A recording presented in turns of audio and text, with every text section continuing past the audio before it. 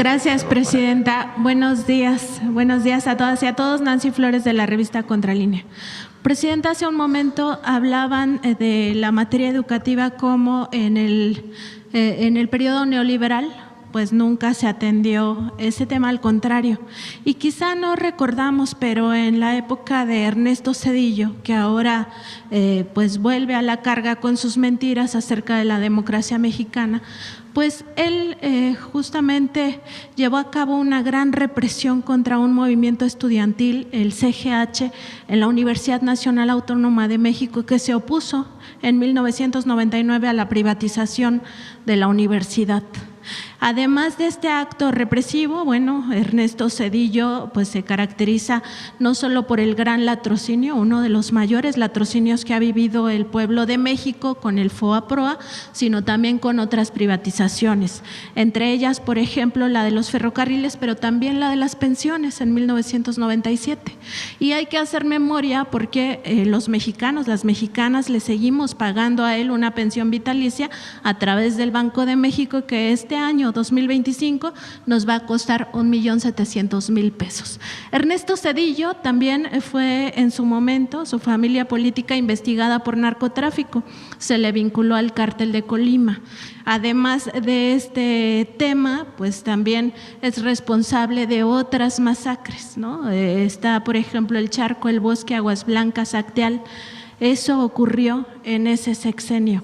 Él llegó a la presidencia incluso después de un magnicidio y nunca lo aclaró.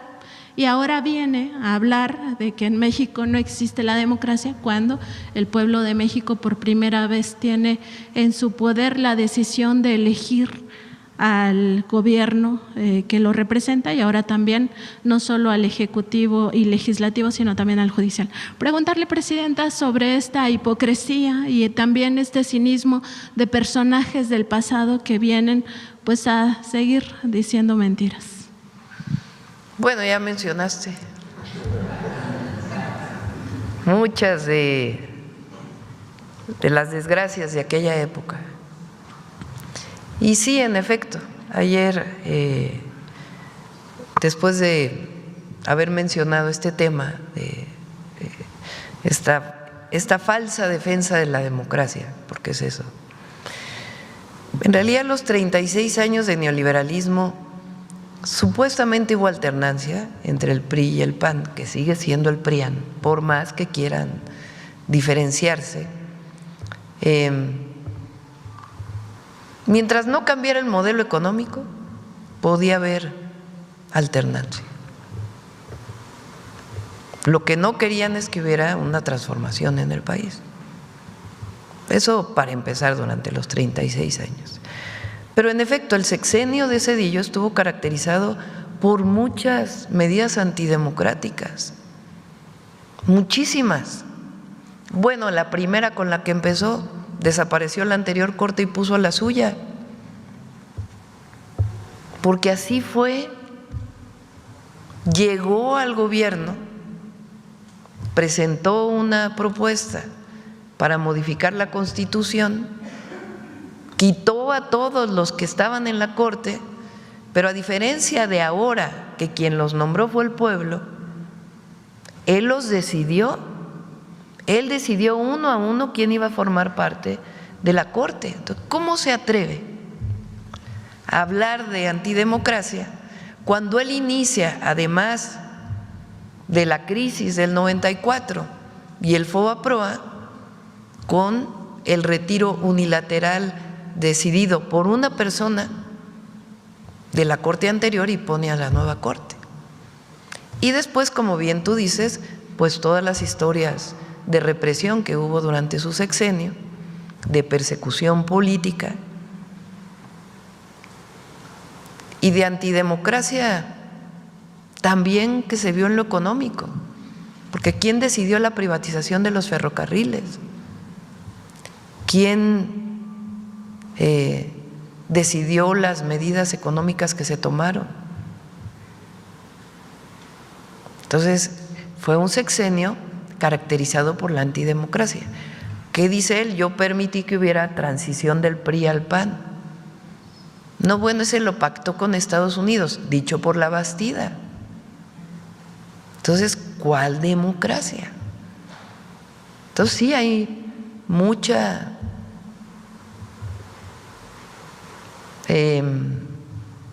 podemos llamarle hipocresía, podemos llamarle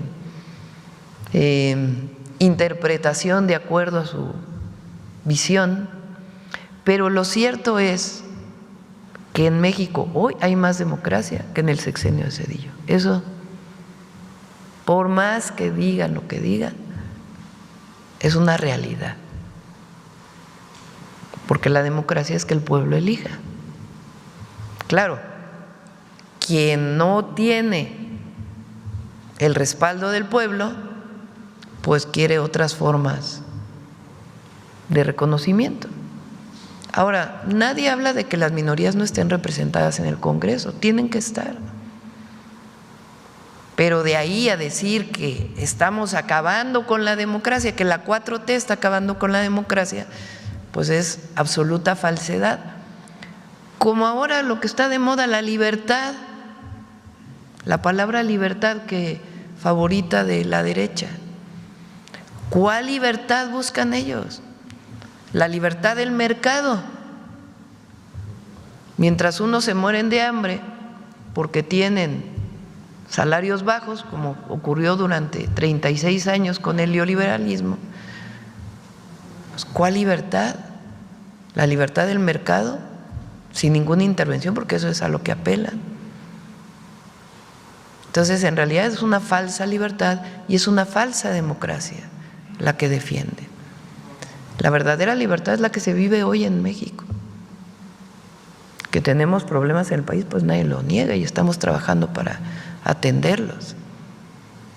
El problema es si queremos regresar al pasado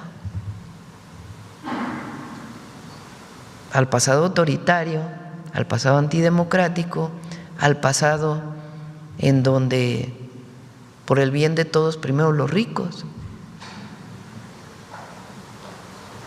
o ni siquiera por el bien de todos primero los del mero arriba, o regresar a una situación en donde el poder económico regrese a gobernar a México. Esa es la pregunta.